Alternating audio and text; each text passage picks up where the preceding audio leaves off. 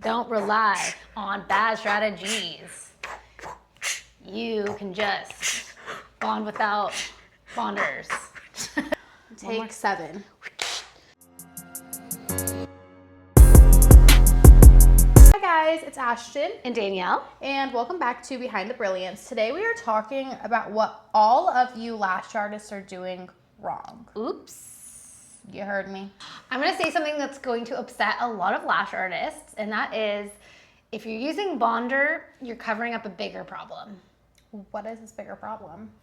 Well, if you do lashes correctly and you use good products, you shouldn't need bonder. And I'm not a big advocate of adding more chemicals around a client's eyes.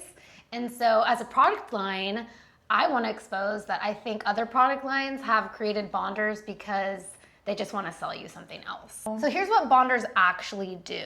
Okay. They are framed to polymerize your adhesive, which means cure it faster.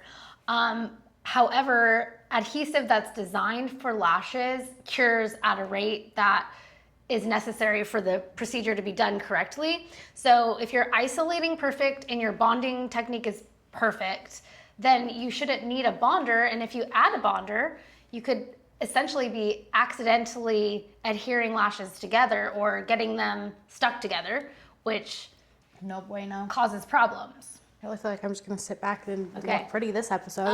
I think that if you need a bonder to improve your retention, then there is something wrong with either your adhesive and you're not using black magic, and that is where you went wrong at first. But then also your application technique, because you shouldn't need another product to make your adhesive adhere better, because you should just make it adhere better by yourself. Yeah, and I mean, honestly, not to be old school, not to be old or anything, but I've been lashing for almost 20 years and never needed a bonder to feel like I had good retention. So it's kind of like when the bonders started arriving to the market, I was like, what's the point of this?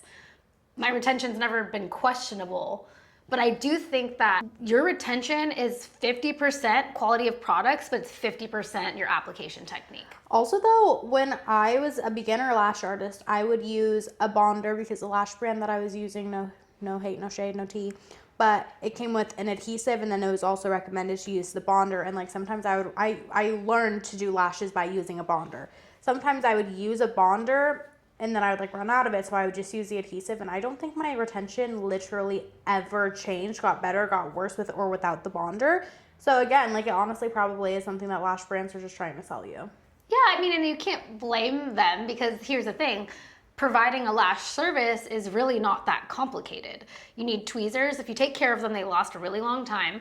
You need a really great adhesive, which is generally inexpensive, especially if you have the Adhesive Monthly Club and it's $39.95 a month, and you're charging $250 for full sets. So theoretically, I could see from a lash brand standpoint, it's almost like, how do we make more money as a brand? Well, we need more products that people need. But I just think, as also a lash artist who still practices today, less is more. Don't complicate your services with adding more steps. I don't use a primer either. I still don't think a primer is necessary if you're cleaning the lashes first, which is essentially priming the lashes. So all you need is a clarity cleanser, water, which we do have a proprietary step in our training in the Ultimate Lash course, which is the water scrub, which is actually a retention tester step of proper application, which we could dive a little deep into. But if you want to learn everything about our proprietary steps, then you want to check out the Ultimate Lash course, which also comes with $500 worth of brilliant lash tools.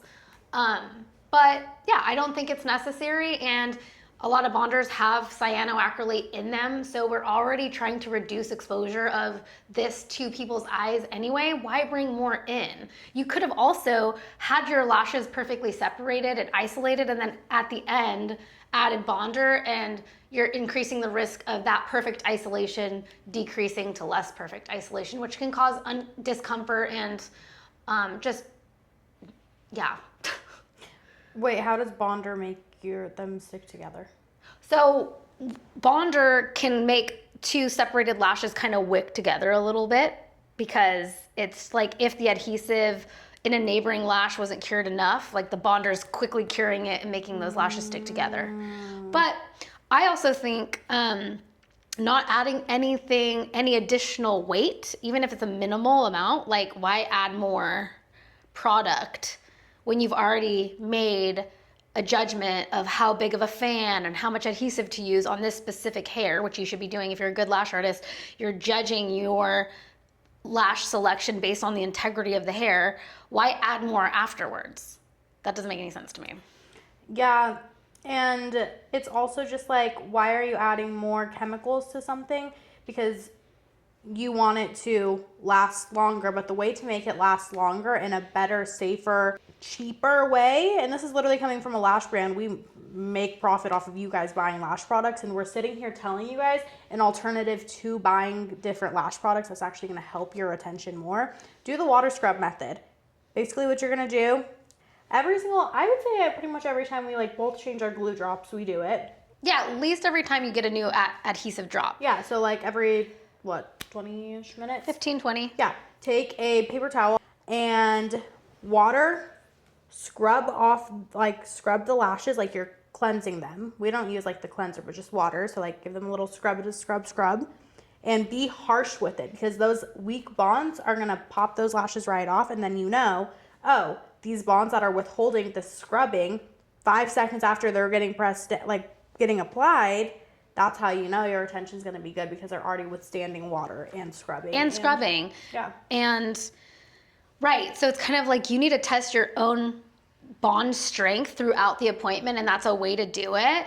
And it's funny because while you were saying that, sorry, no, don't hold that thought. Mm-hmm. I'm thinking if you didn't apply correctly or your bond was weak, I don't see how a bonder would make it better, because it doesn't really still make the bond stronger. It's not like it adds a layer of adhesive. It like supposedly makes your adhesive cure more, but the adhesive is already curing, which actually, funny enough, adhesive cures with water.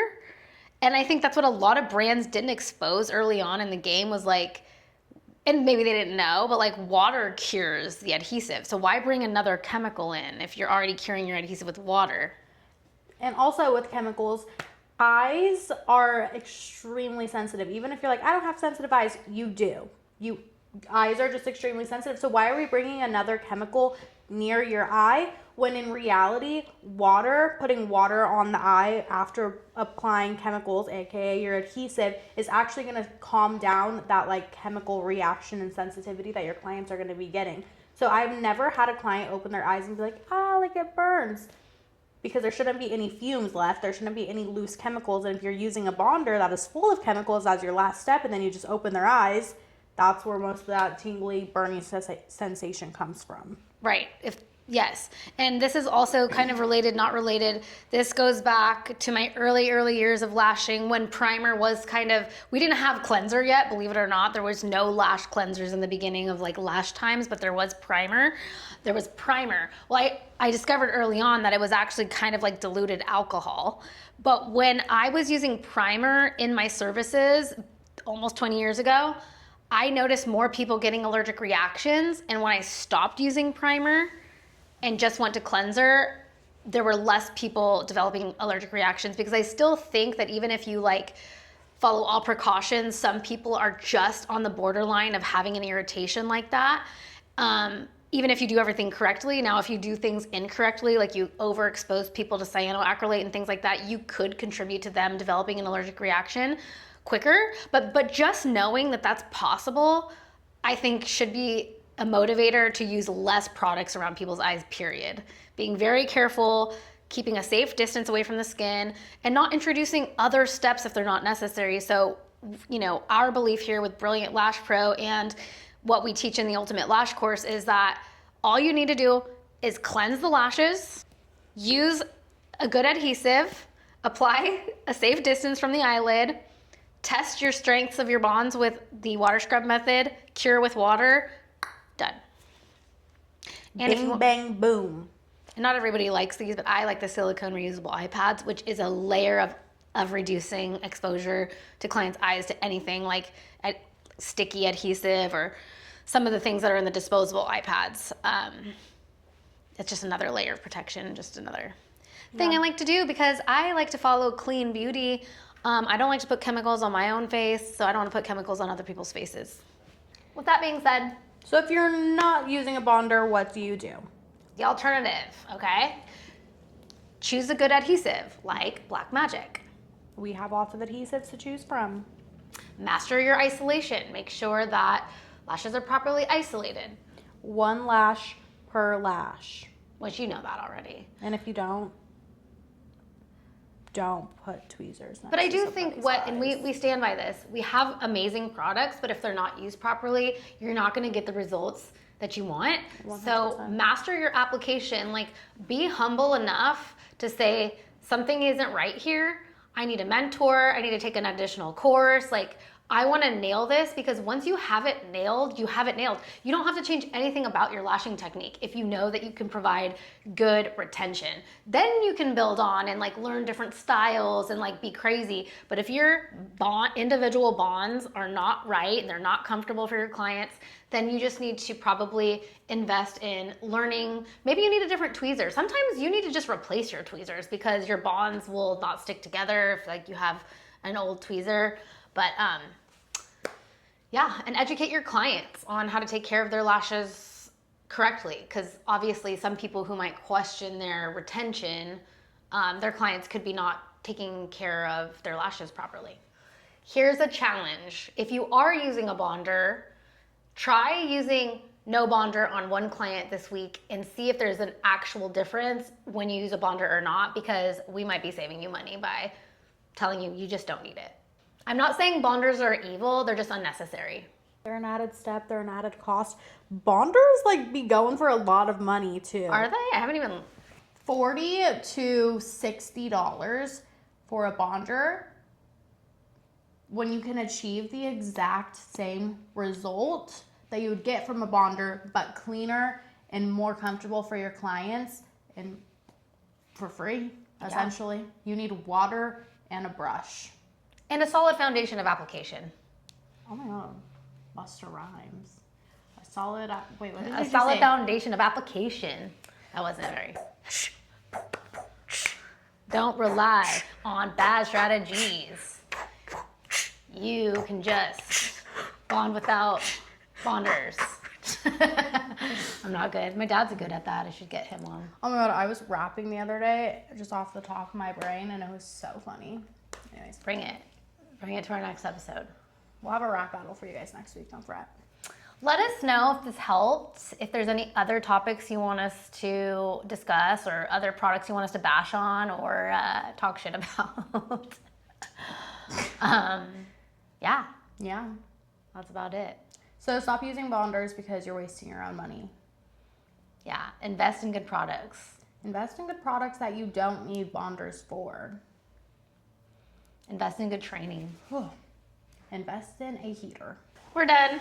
Okay, well, thank you guys so much for listening to our quick little TED Talk about why bonders suck. If you agree, let us know, and if you disagree, let us know. We want to hear all sides of this because this is a very controversial subject. So let us know your thoughts, comments, concerns. We will see you guys on the flip side.